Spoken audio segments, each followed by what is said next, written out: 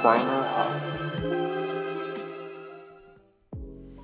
前回まではモリスの社会主義者としての活動について話してきました。今回はいよいよモリスの晩年について話していきます。はい、晩年のモリスについてですが、社会主義者として活動していた1880年代あたりなんですけれども、はい。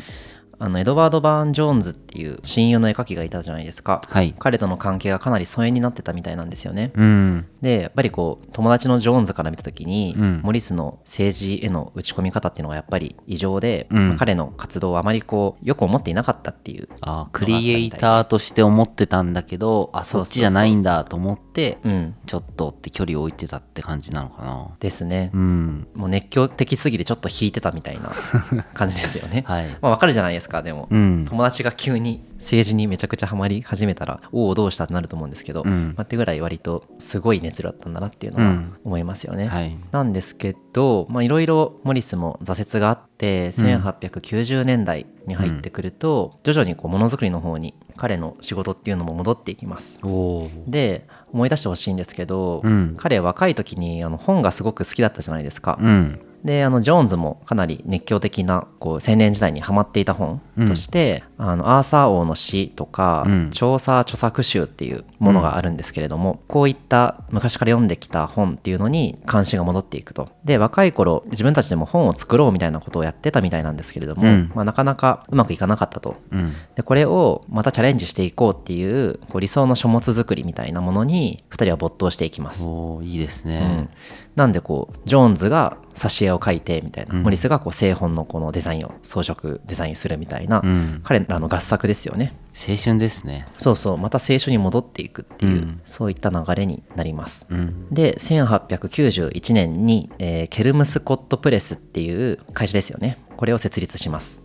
この彼ら2人のこの理想的な書物を作るためのこう印刷工房として、いろんな本を作っていくってことになるんですけれども、こうイングランドの古典とか中世の書物だったりとか、同年代のものだったりとか、翻訳書だったりとか、いろんな書籍の印刷っていうのをやっていきます。で、かなりこのお金が今みたいに数千円でどんな本でも買えるみたいな世界観じゃないんですよね。まだまだ高価なものだよね、本はね。そうですね。だしこうね、装飾とかもすごく立派な本があるわけですよね、家具としての、っていうのもあるので、この活字だったりとか本作りの手法を学ぶために、彼らは本をたくさん買ったんですよね。集めたりしたみたいなんですけれども、とんでもない金額で本を買ってたりとかして900ポンドで買った本とかもあるんですよね。でこれってね、最初の方に話してましたけど、年収の10倍ぐらいの値段なんですよ。900ポンドとか1000ポンドとかっていう金額、ただそういったものにもう惜しみなくお金を使い、でこれらをもとに活字とかも自分たちで作って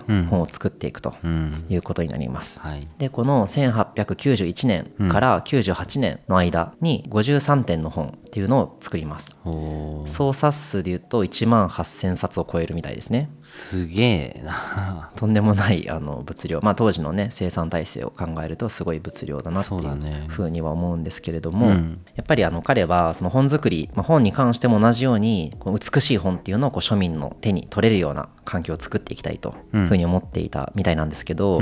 ケルムスコットプレスの本めちゃくちゃ高かったんですよね。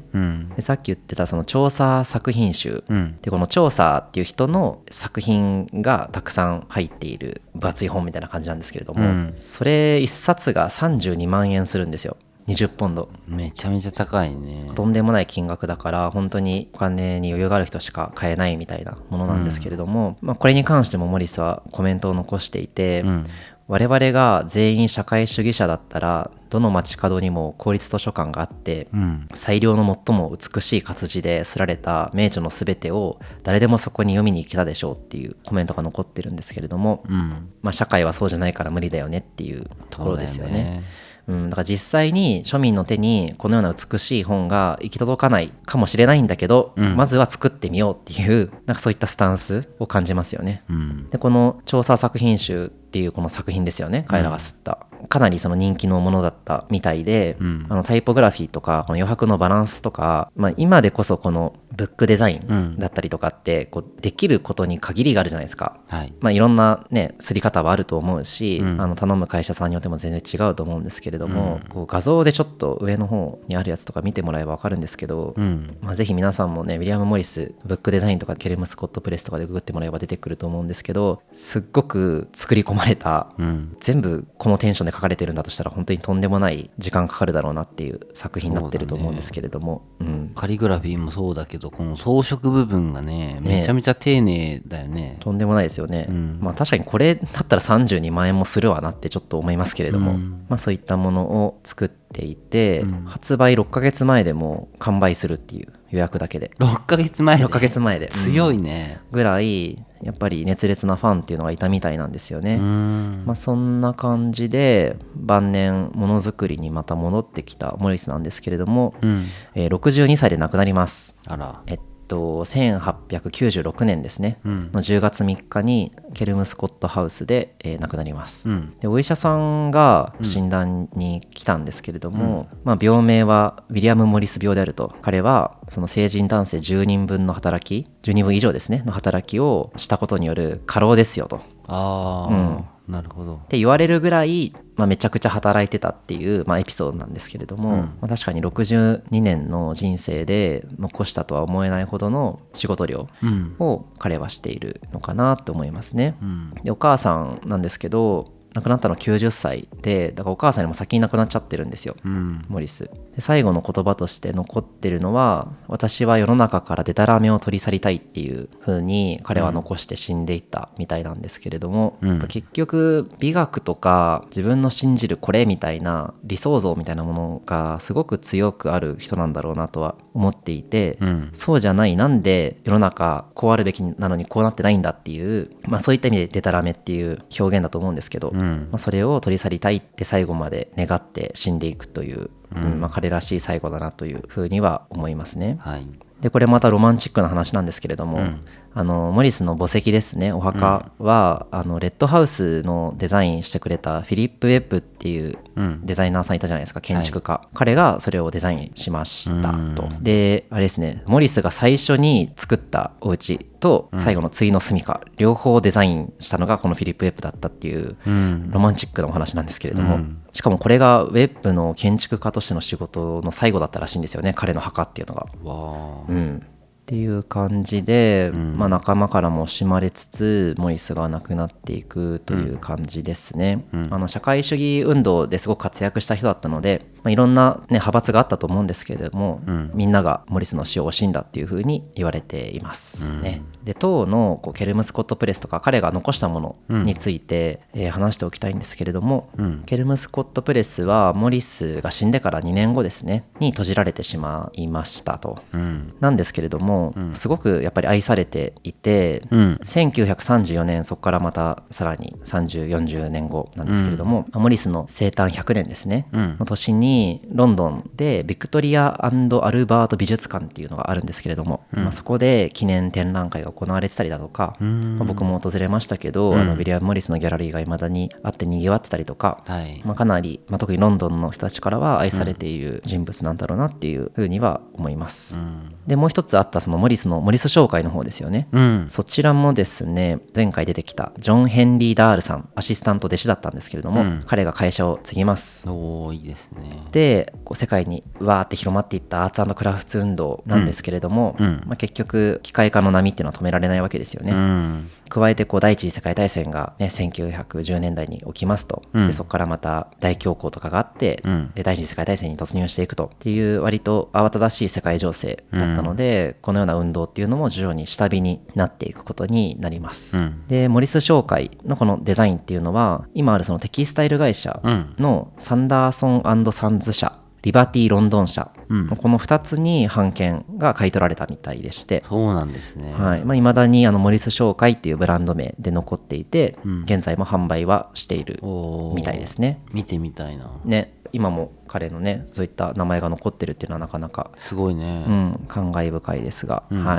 こんな感じで以上モリスの人生でしたっていう感じで一回締めて、次感想戦いきたいかなと思います。「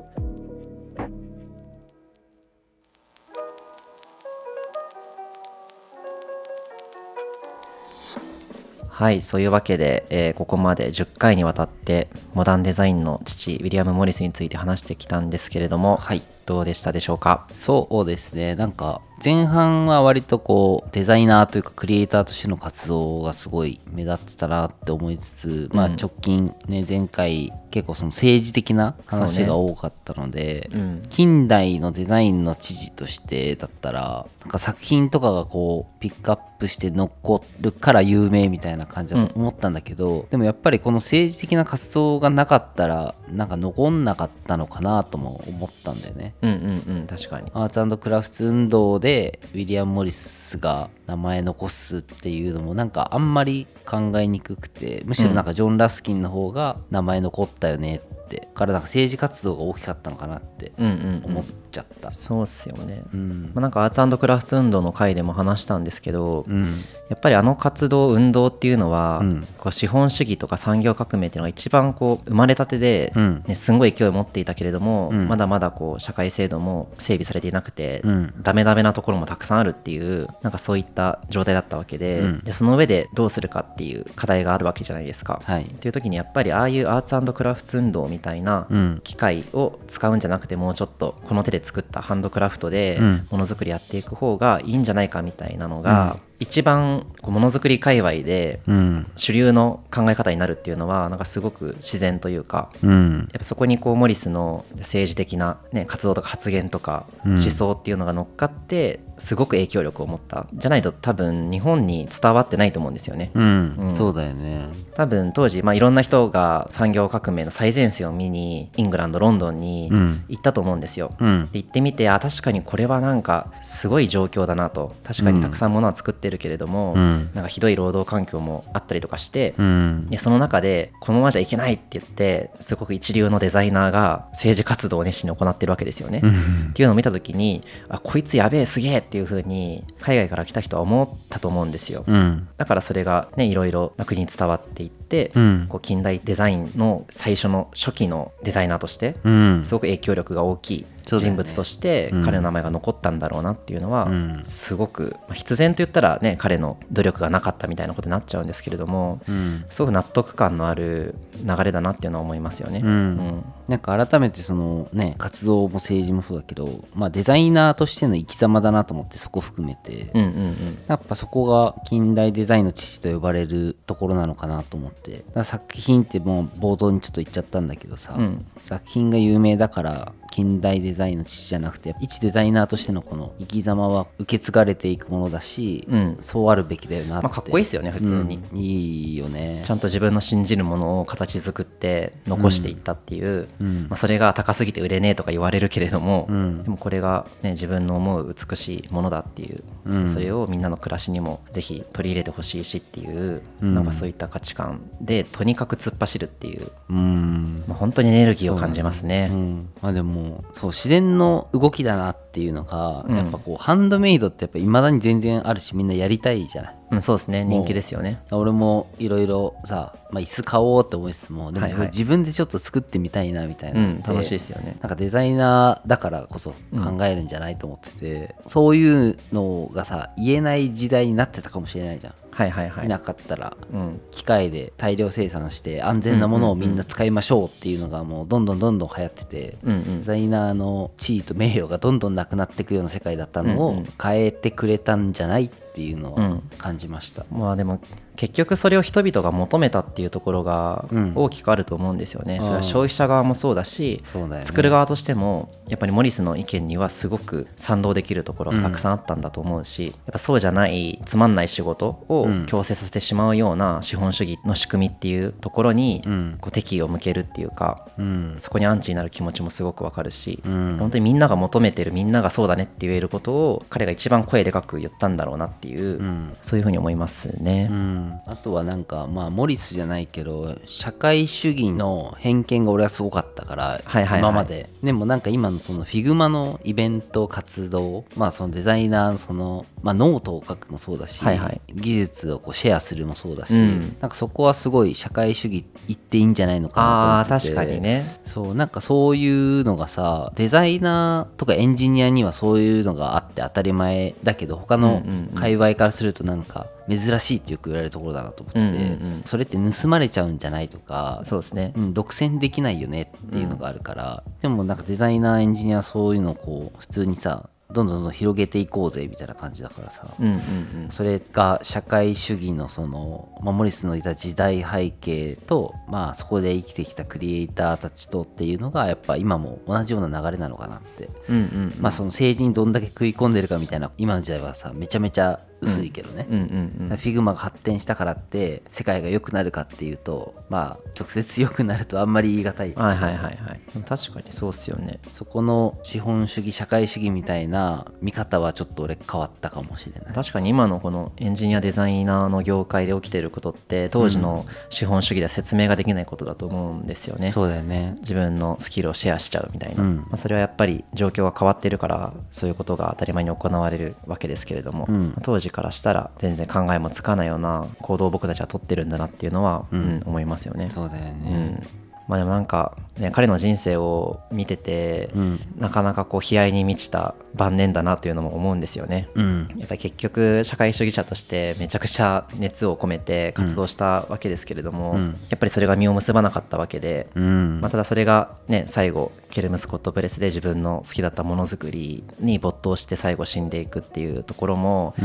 彼としては挫折もあったと思うんですけど、割と本望な最後だったんだろうなっていうのは想像しますし、なんかこう彼が信じていた社会主義という価値観とか社会主義運動ですよね、っていうのは結局この後ロシアの革命とかにつながるわけですよね、で初の、社会主義国家として、ソビエト社会主義共和国連邦ですかが生まれるわけですよね、ソ連が、っていうのもやっぱりここまでマルクスもだしもちろんモリスもなかなか想像できなかっただろうし、結局そういった社会主義国家が生まれたとしても、こうクリエイターとか労働者とかって、そういった国家体制では幸せになれなかったわけですよね、そうですね。でマルクスの言ってることもそうだしやっぱいろいろ政治利用されるわけですよね、曲解されて、みたいなことって本当に想像つかないですよね。僕らは未来からこれを歴史として見てるからいくらでも偉そうに言えますけど、その中でがむしゃらに活動したっていうこと自体に、確かに、モリスが生きてた段階では明確に何かを達成できたかっていうと、そうじゃないかと思うんですけれども、なんか本当に意味がなかったのかっていうとそうでもないなとは思ってて、なんだろうな、ここまでできる人すごい少ないと思うんですよね。そうですよ、めっちゃ不器用だなっていう風に思うんですけど、例えばなんか僕だったらなんかこれって自分は理想こうだと思うけれども、ここロジック通ってないからそんなに声を大にして言うのも恥ずかしいみたいな風に思っちゃうんですけど、なんかあんまそういう変な周りへの気遣いとか遠慮とか恥ずかしさとか、なんかそういったものとは無縁の人だったんだろうなっていう、なんか自信を持ってみんなもこれがいいよねっていうのを言える人なんだなって、そうそうそうそう、それは強いよね。そういった人間関係とかいい意味で人に期待しないというか、なんかそういったのはあんまりラスキンからは感じられないし、モリスならではの性質だからこそできたことだったんだなっていうのは思いますね。なんかその熱量えぐいですよねやっぱり。そうだよね、デザイナーとしてもすごい技術を持っていて、あんま失敗しても気にしないというか、これ向いてない、ここは思想が合わないからこいつらと一緒にできないみたいなことって割とへこむと思うんですけど、そうだよね、すぐ切り替えてまた次やろうっていうか、やっぱ自分こっちを信じてるからこれをやりたいでまた始めるっていうのは強さだよね。そのあたりのね図太さみたいなのは僕も参考にというか、頑張りたいなっていうところは僕全然持ってない要素なんで勉強になったなっていうのはありますね。そうだね、またやっぱり今回中後半あたりですか、かなり社会のお話をさせてもらったんですけれども勉強のね、ちょっとね難しいですね。デザイナー向けのコンテンツではあるので、あまり歴史の話とか社会すぎる話はバランスをどう取ればいいかっていうのは僕も迷いながらのこの台本作成だったんですけれども、やっぱあそこまで掘ってみて分かることもあると思うんですよ、社会主義の話とか社会背景の話の時も言いましたけど、やっぱりこの当時のの社会を覆っていたこう資本主義産業革命のネガティブな要素ですよね、このままじゃダメだっていう人々の抵抗意識、しかも初めてこうようやく民衆に社会を変える力が与えられて、一発目の試練というか危機というか、としてめちゃくちゃ分かりやすく資本主義という問題があって、それの最先端を言っていたこの19世紀イングランドっていう、この時代の流れみたいなうねりみたいな、なんかこういったものがやっぱ前提にあったからこそモリスってあそこまで注目されたし、歴史に名を残したんだろうなっていうのが、総括して僕が思うことなんですよね。そうだね。なんかあんまり今の著名なデザイナーとかと全然有名なり方が違うというか、結局モリスも生きてる時にめちゃくちゃデザイナーとして名が売れてたかっていうとそうではないしっていう。そうだね、後々すごいもの作ってたじゃんってなってるし、アーツ&クラフト運動がその後じゃあいろんなところに影響を与えていって、じゃあバウハウスとかもそうですけれども、その中でこうプロダクトデザインだったりとか近代のものづくりっていうのがさらに発展していくわけですよね、しかもこう彼らが批判した機械と手を取り合うわけですよね、どう付き合っていくか機械とっていうのがこの次のテーマになるわけですけれども、そういった未来からモリスを見た時にあの人のやったことってすごかったんだなっていう初めて評価が生まれるっていう、なんか歴史の面白さを僕はすごい感じましたね。だからそうだよね、そこは今じゃ考えられないことっていうのと、なんで今こうなってるんだっけを実はこうなってたからだよみたいなところは、今回初めて俺も歴史っていいなって思いました。初めて思いました。かなり密接に絡んでましたからね、国際問題とかまでも話してたんで、なかなかモリスの話するときにここまで出てくるコンテンツはないと思うので、そうだね、とにかくその時代への没入感を上げてほしいという思いで僕は盛り込みましたが、次はまたどうしようって感じなんですけれども、うまいことバランス見て作っていこうと思いますね。そんな感じですか、一旦感想としては。ではエンディングに行こうと思います。このラジオではお便りや感想をお待ちしております。宛先はコンタクトハイカードスタジオ、コンタクトハイカードスタジオ、ハイカードは HICARD です。さてお別れの時間がやってまいりましたが、次回予告をレオくんお願いします。次回はですね、柳宗悦と民芸についてやっていこうと思ってます。軽くじゃあどんな感じかを、モリス編でも紹介してきたアーツ&クラフト運動が日本にも広まったわけですよね。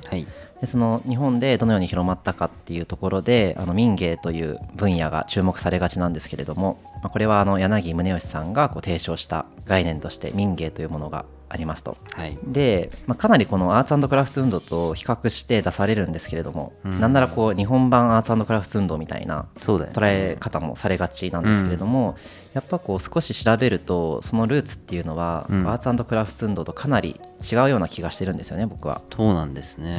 そもそも社会情勢というか社会背景が全く違いますよね、当時の、日本とイングランドでは。で、これってウィリアム・モリスにも同じことが言えると思うんですけれども、手作りとか古き良きとか、環境に優しいとか弱者を守るみたいな、自然崇拝とか、なんかこういったものですよね。スローフード文化とかもそうなんですけど、なんかとにかくいいものとして扱われがちだなと思っていて、